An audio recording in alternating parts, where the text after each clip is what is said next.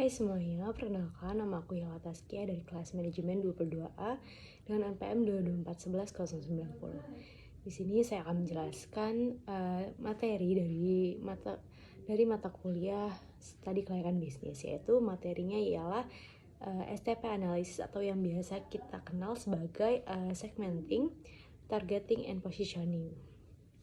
Nah, yang pertama, di sini saya akan menjelaskan tentang dalam menganalisa bisnis. Pertama-tama sebuah bisnis itu harus melakukan riset pasar.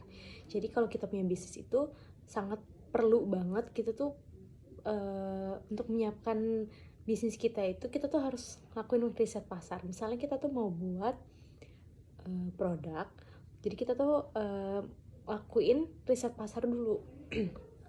Itu merupakan hal yang paling penting hal pertama yang paling penting. Kemudian untuk apa sih analisa riset pasar ini dilakukan?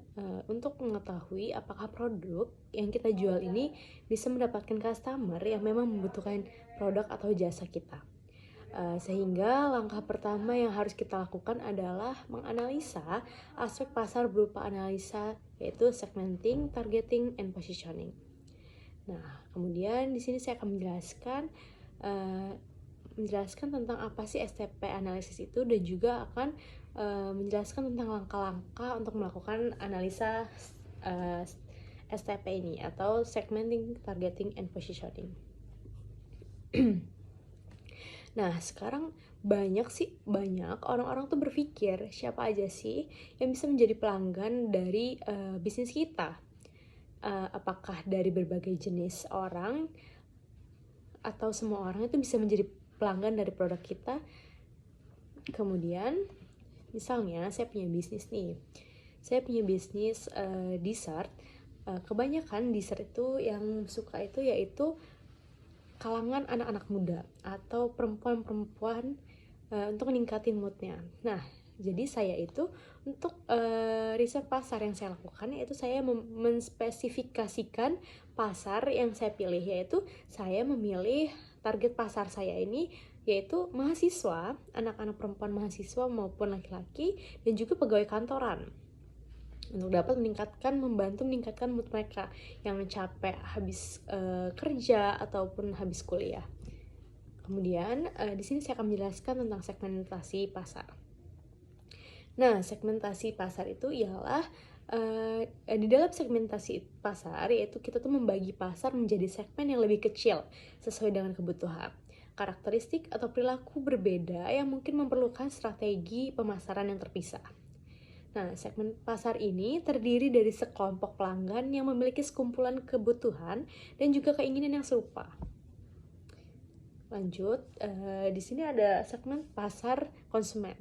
Di dalam segmentasi pasar konsumen itu terdapat 4, yaitu yang pertama itu ada geographic segmentation, kemudian yang kedua ada demographic segmentation, yang ketiga ada psychography segmentation, yang keempat atau yang terakhir yaitu ada behavior segmentation. Di sini saya akan menjelaskan atau memberikan contoh dari segmentasi pasar konsumen ini. Contohnya yaitu geography segmentation itu di sini ada population boundaries. Kemudian di demografi itu ada umur, kemudian gender. Kemudian ada di social class. Di social class ini itu ada income atau pendapatan. Kemudian yang terakhir ada psikografi. Di psikografi ini ada psikografi. Di dalam psikografi itu terdapat yaitu lifestyle, kemudian dan juga gaya hidup.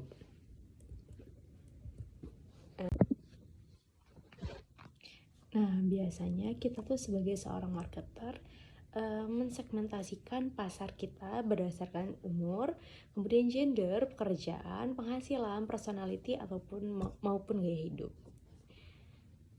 Kemudian di sini ada segmentasi. Nah, segmentasi itu dibagi menjadi 2, yaitu psikografi dan juga behavior segmentation. Yang pertama, psikografi itu merupakan ilmu yang menggunakan psikologi dan juga demografi untuk lebih memahami konsep di dalamnya. Seorang marketer membagi pembeli ke dalam kelompok yang berbeda atas dasar gaya hidup, kepribadian, ataupun nilai. Nah, lain lagi dengan behavior segmentation. Kalau behavior segmentation itu segmentasi ini tuh membagi pembeli menjadi beberapa kelompok berdasarkan pengetahuan, kemudian sikap, penggunaan, atau tanggapan mereka terhadap suatu produk.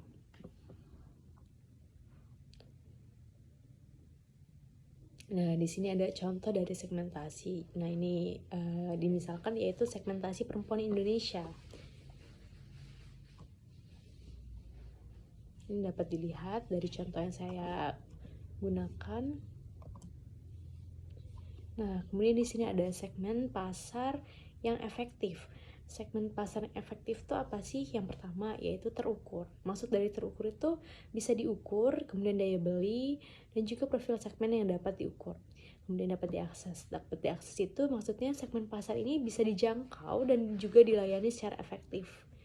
Yang ketiga itu ada substansial, yaitu segmen pasar itu besar atau cukup untuk menguntungkan untuk dilayani.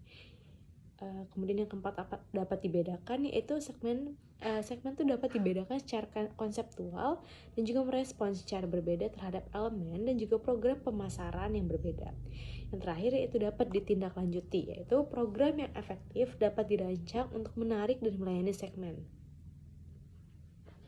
Nah, kemudian di sini ada segmen pasar. Segmen pasar itu yaitu merupakan proses mengevaluasi daya tarik setiap segmen pasar dan juga memilih salah satu atau lebih dari segmen untuk dapat dimasuki.